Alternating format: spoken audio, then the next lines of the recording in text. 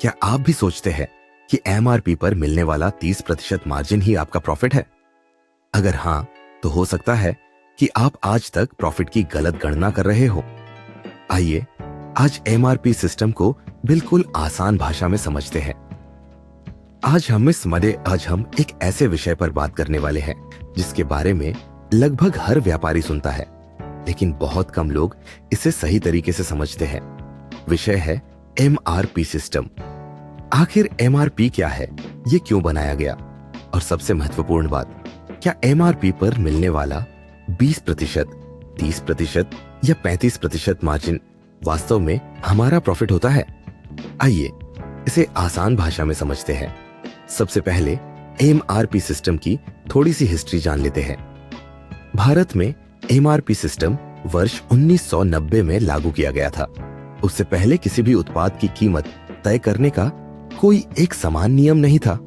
कोई दुकानदार किसी उत्पाद को बहुत अधिक कीमत पर बेच रहा था, तो कोई बहुत कम कीमत पर। इस असमानता को खत्म करने और ग्राहकों को अधिक कीमत वसूलने से बचाने के लिए भारत सरकार ने एमआरपी सिस्टम लागू किया।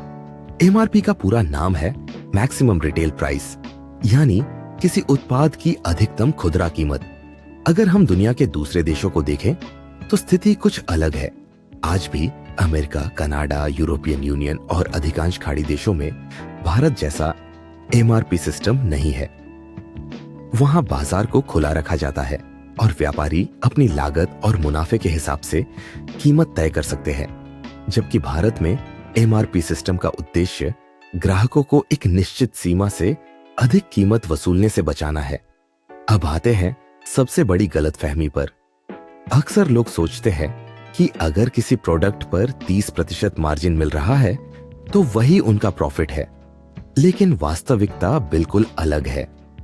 एमआरपी पर मिलने वाला डिस्काउंट या मार्जिन आपका प्रॉफिट नहीं होता। वास्तव में यह आपको उस उत्पाद की कॉस्ट प्राइस निकालने में मदद करता है। जब तक आपको अपने उत्पाद की वास्तविक लागत नहीं पता होगी, तब तक आप यह तय ही नहीं कर पाएंगे कि आपका असली प्रॉफिट कितना है। अब समझते हैं कि एमआरपी बनती कैसे है। जब कोई उत्पाद फैक्ट्री से निकलता है तो उसमें केवल उत्पाद की लागत ही शामिल नहीं होती।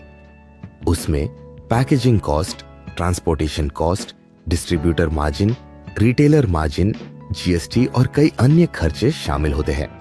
इन सभी खर्चों और मार्जिन को जोड़ने के बाद जो अंतिम कीमत बनती है उसे एमआरपी कहा जाता है।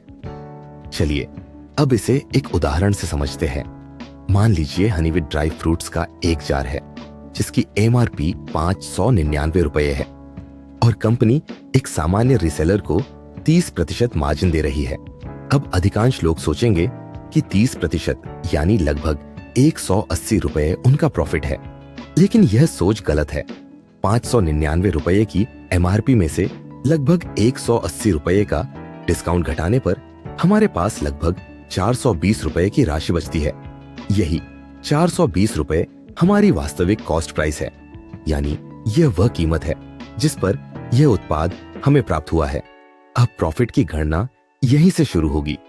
मान लीजिए हम इस उत्पाद पर 20% का प्रॉफिट रखना चाहते हैं। 420 रुपये का 20% लगभग 84 रुपये होता है। अब 420 रुपये में 84 रुपये जोड़ दीजिए।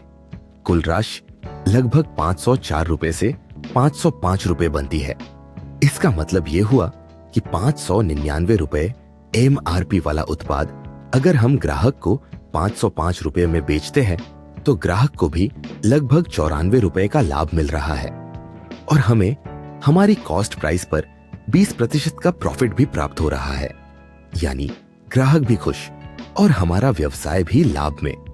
अब इसे बड़े स्तर पर समझते हैं। मान लीजिए आपकी महीने की कुल बिक्री 1 लाख रुपये है और आप औसतन 20% प्रॉफिट मार्जिन बनाए रखते हैं, तो आपका अनुमानित ग्रोस प्रॉफिट लगभग 20,000 रुपये होगा। यही कारण है कि सफल व्यापारी हमेशा एमआरपी के आधार पर नहीं, बल्कि कॉस्ट प्राइस के आधार पर प्रॉफिट की गणना करते हैं। तो दोस्तों, आज हमने सीखा कि एमआरपी सिस्टम का उद्देश्य प्रॉफिट बताना नहीं है। एमआरपी असल में कॉस्ट स्ट्रक्चर और मार्केट प्राइसिंग को व्यवस्थित करने के लिए बनाया गया है।